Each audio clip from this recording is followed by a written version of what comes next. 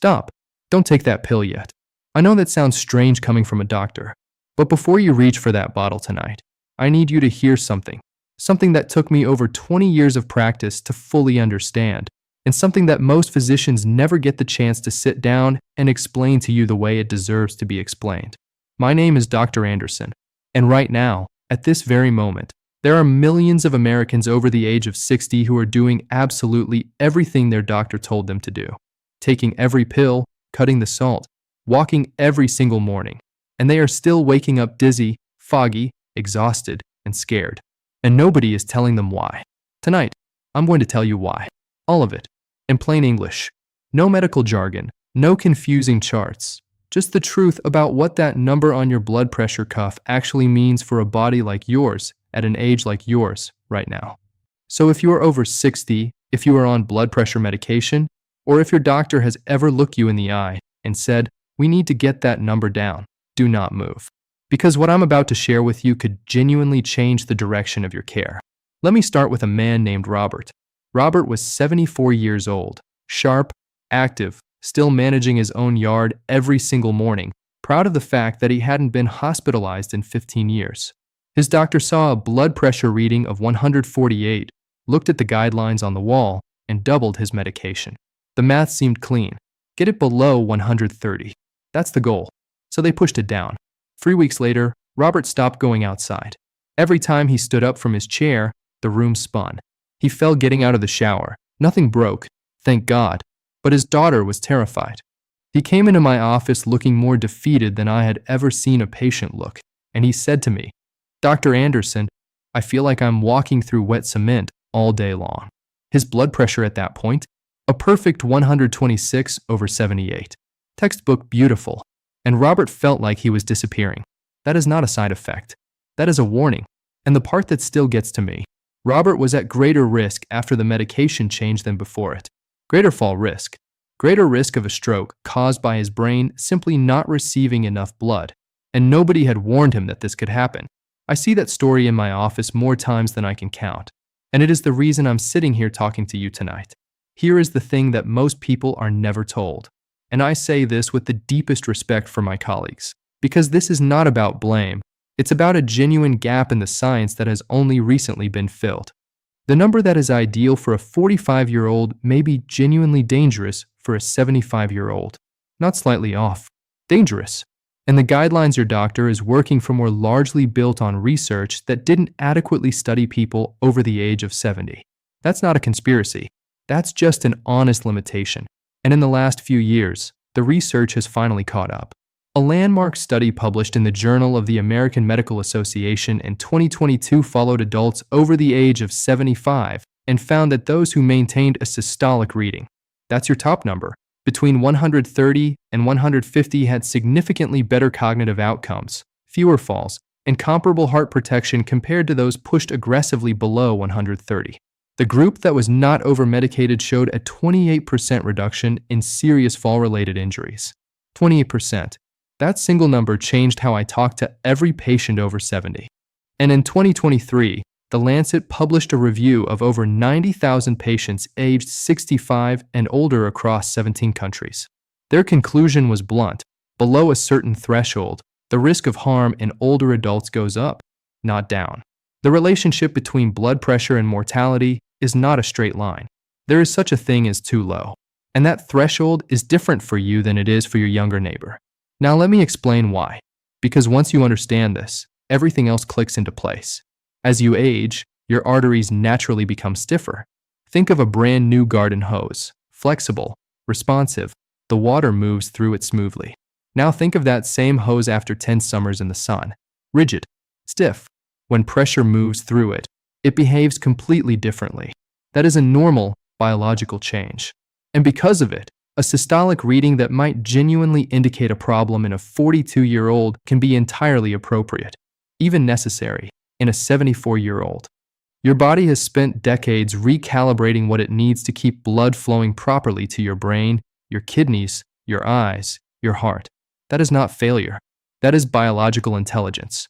In 2021, the journal Hypertension, published by the American Heart Association, confirmed that when older adults with naturally higher baseline pressures were aggressively medicated down to young adult targets, they showed measurably reduced blood flow to the brain within as little as 4 weeks.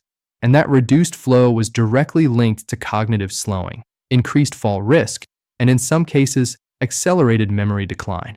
I had a patient named Margaret, 71 years old, brought in by her daughter who was worried about early dementia. She was forgetting appointments, repeating herself.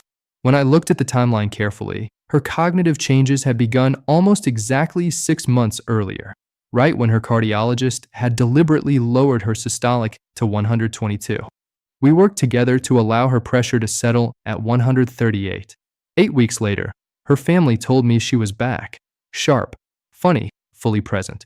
Margaret looked at me and said, "Dr. Anderson, it was like someone turned the lights back on." That moment is why I became a doctor. Now I want to give you the actual numbers, because you deserve to know them clearly. For adults between 65 and 79, the research consistently points to a systolic between 130 and 150 as the range associated with the best outcomes, the lowest combined risk of heart events, falls, kidney decline, and cognitive impairment. For adults 80 and older, the HIVET trial, published in the New England Journal of Medicine and considered the gold standard for this age group, found that a systolic target around 150, not 120, was associated with the best survival. Not the second best, the best. So if you are 80 years old and your systolic is sitting at 147, that may be exactly right for your body. It is not automatically something to fear or aggressively medicate away. I want to tell you about Harold, 82 years old, still driving himself to his Thursday chess club, a ritual he'd kept for 11 years. His previous doctor had been under pressure to push his systolic, which hovered around 148 to 152, down into the 130s. When Harold came to see me, I looked at his kidneys, his history, his activity, his mental sharpness. I told him his blood pressure was, in the full context of who he was and how old he was, within an appropriate range, and that pushing it aggressively lower carried real risks that outweighed any potential benefit. Harold stared at me for a long moment and then said, "Dr. Anderson, are you actually telling me I can stop worrying about this number and go back to enjoying my mornings?" I said yes, with monitoring. 6 months later, Harold's chess game was sharper than ever, and his kidney function was stable. He called it the best medical news of the decade. But here's something that almost nobody talks about, and of everything I'm covering tonight, this may be the most overlooked piece of the puzzle. It's not just what your blood pressure reads, it's how much it swings. Researchers now understand that blood pressure variability, how much your numbers fluctuate from morning to afternoon to evening, may be just as important as your average reading. In some studies, more so. A major study published in the journal Stroke in 2022 followed over 4,000 adults aged 65 and older for 7 years. Participants whose systolic pressure varied by more than 15 points from visit to visit, even when their average looked normal, had a 46% higher risk of stroke and a 31% higher risk of cognitive decline compared to those with more stable readings, even if those stable readings were slightly above the textbook target. Think of your cardiovascular system as a suspension bridge. A well-designed bridge handles consistent, steady load beautifully. What damages it over time is constant lurching, unpredictable, swinging stress. A consistent pressure of 142 is easier on aging arterial walls than a pressure that swings between 116 in the morning and 158 in the afternoon. That variation is mechanical wear, and it accumulates quietly. I had a patient named Dorothy, 76, a retired schoolteacher, doing everything right. Medication every day, clean diet, barely touching the salt shaker. But some mornings she felt unsteady, and some afternoons her heart seemed to race for no reason. Her monthly average looked fine, 136 over 79. But when we looked at her home readings carefully, we saw swings of 25 to 30 points throughout the day. Her 8 a.m. reading was regularly around 116. Her 4 p.m. reading was regularly around 148. What had happened was this. Dorothy was taking her blood pressure medication the moment she woke up, before eating, and it was hitting its peak effect right during the natural morning dip that almost everyone experiences. This created an overcorrection in the morning and a rebound in the afternoon. We made one single change. We shifted her medication to after breakfast. 3 weeks later, her daily variability had dropped from 28-point swings to under 12. Dorothy told me with genuine emotion, "Dr. Anderson, for the first time in a year, I actually trust my own body again." One change, 3 weeks. Now I want to talk about 3 things you can start doing this week. And I promise you, these are not the suggestions you've heard before. They are not primarily about salt. They are not about red meat. They are about sleep, hydration, and a form of exercise that most people have never even heard of, and the science behind each one is extraordinary. Let's start with sleep, because this one genuinely shocks people. A 2023 study published in the European Heart Journal followed 12,000 adults over 60 for 5 years and found that those who consistently slept fewer than 6 hours, or whose sleep was regularly interrupted, had systolic readings that were on average 14 points higher than those sleeping 7 to 8 hours. 14 points. That is the difference between a reading that triggers a medication increase and one that doesn't. And here is why. During deep sleep, your blood pressure naturally falls 10 to 20% as your nervous system shifts into rest and restore mode. That nightly dip is not optional. It is when your arteries recover. When sleep is poor, that dip doesn't happen. Your cardiovascular system never fully rests. And no pill can fix that. I had a patient named Evelyn, 68 years old, on 2 blood pressure medications, still reading 156/90. When I asked about her sleep, she told me she was getting maybe 5 hours, waking at 2 a.m. and unable to get back down. "I've just accepted it," she said quietly. "I figured that's just what getting older feels like." When I looked more carefully, I found that her evening diuretic was almost certainly pulling her awake at 2 a.m. We shifted it to the morning. 6 weeks later, Evelyn was sleeping nearly 7 hours. Her blood pressure dropped to 138/82 without a single change in her medication doses. Her referring doctor called me genuinely surprised. Evelyn was not.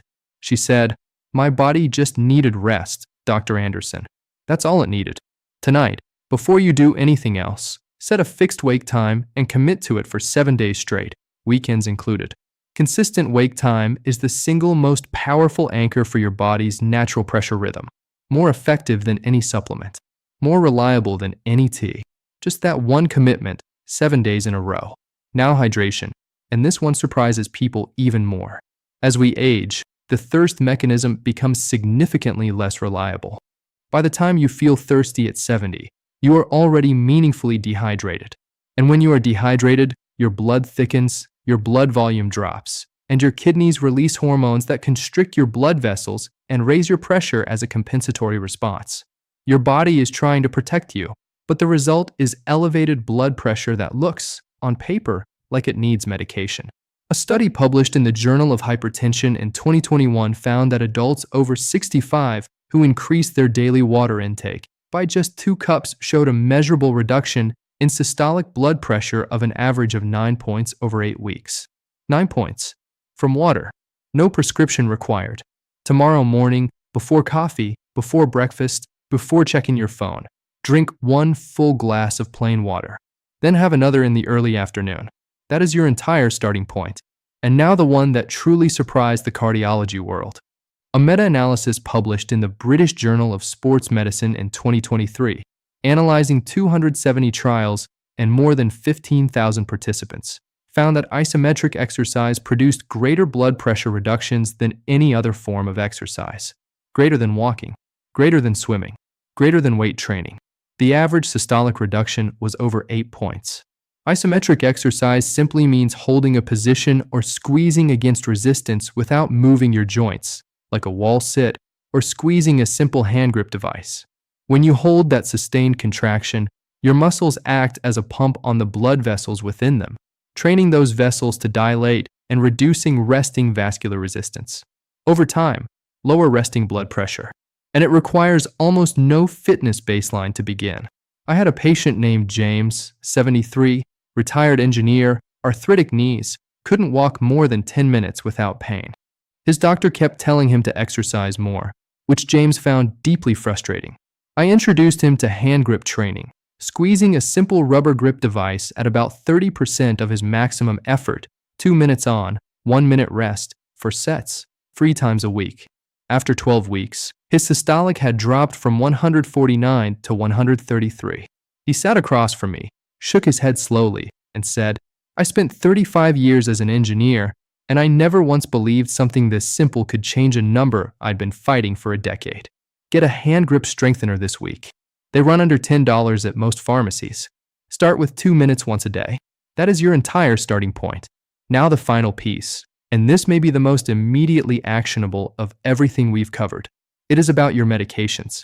And there is one conversation I believe every American over 65 on blood pressure medication needs to have with their doctor, and most never do.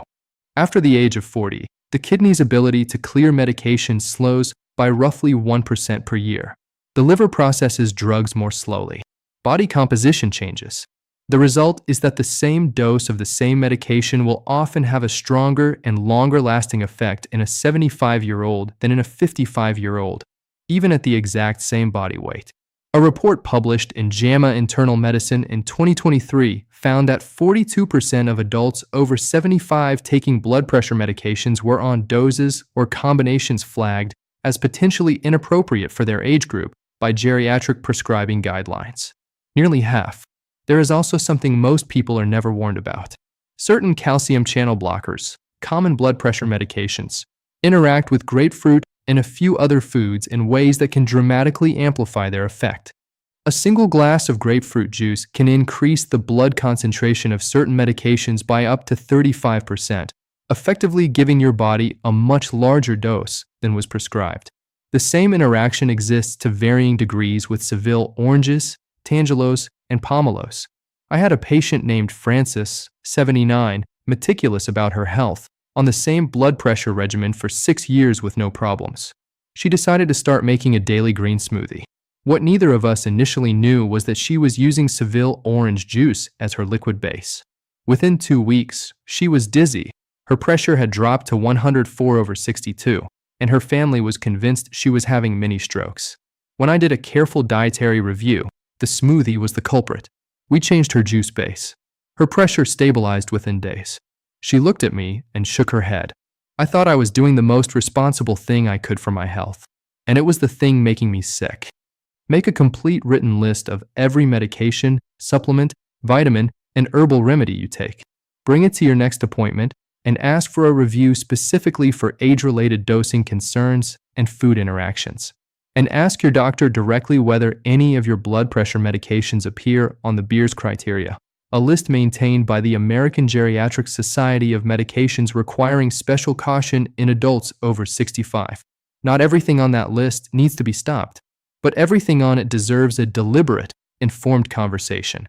The fact that you know to ask that question will immediately signal to your doctor that you are an engaged patient, and that changes the quality of care you receive. I want to close with one final story. Her name was Vera. She was 81 when her son brought her in to see me. She was on 4 blood pressure medications, dizzy almost every day. She had fallen twice in 6 months.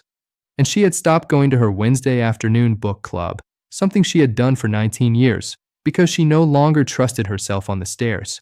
She sat across from me and said something I will never forget. "Dr. Anderson, I feel like I'm disappearing, and I don't know why." When I reviewed her complete picture, what I saw clearly was a woman who had been overtreated. Her pressure had been driven far below what her 81-year-old vascular system could sustain without consequences. Over the next 2 months, working carefully with her cardiologist, we adjusted her regimen. 2 medications instead of 4. Timing shifts. A focus on hydration, sleep, and gentle hand grip exercises 3 times a week. 3 months later, Vera's blood pressure was sitting at 144/78. Not a textbook perfect number by the old standards. But for Vera, for her age, her arteries, her history, it was exactly right. The dizziness was gone. The falls had stopped. And 4 months after that first appointment, her son called my office. He told me Vera had gone back to her book club, not just as a quiet participant. She had led the discussion that week. He said she called him afterward, laughing, and told him, "I finally feel like myself again, and I have so much to say." That phone call is why I do this work. Not to give you a number to chase, not to give you something to fear, but to give you enough understanding of your own body that you can walk into your doctor's office as a genuine partner in your own care, informed, prepared, and advocating for yourself. You are not a statistic. You are not a target on a chart. You are a person with decades of hard-earned experience, a body with remarkable intelligence, and the absolute right to understand what is happening inside you and what is being done about it. If this video helped you tonight, please share it with someone you love. A spouse, a sibling, a close friend, someone who needs to hear this. Subscribe if you haven't already, because I will keep bringing you information like this, accurate, evidence-based, and built around the real questions that real people over 60 are sitting with every day. This is Dr. Anderson. Take good care of yourself. I'll see you in the next one.